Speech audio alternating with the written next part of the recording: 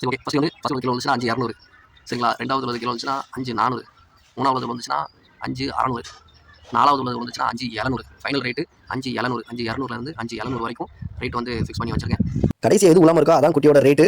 6,000 கொடுக்கணும்னு நினச்சேன். ஸோ அதுக்காண்டி தான் இந்த ஏற்பாடு. அதே மாதிரி இதில் உள்ள ரேட் வந்து நான் வாங்கின ரேட்லேருந்தும் ஃபஸ்ட் உள்ளது கம்மி தான். நல்ல தரமான குட்டி, அதனால் நான் பிடிச்சி எடுத்து நல்ல கலர்.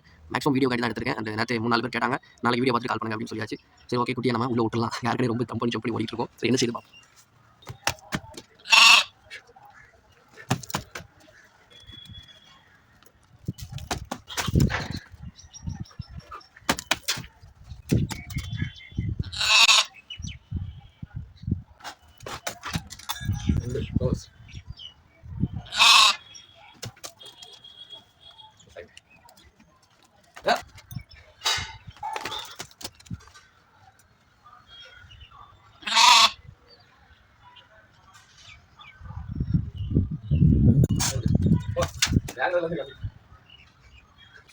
ஸோ ஃபைனலாக வாங்கின ரேட்லேருந்து கம்மியான ரேட்டு கொடுக்க போகிறோம். எல்லாத்தையும் தள்ளி விட்டுருச்சு. 5,200 மட்டும் அப்படி கிடக்கு. வேணும் ஃபஸ்ட்டே கால் பண்ணிங்க சரிங்களா. வீடியோ காட்டுவேன்.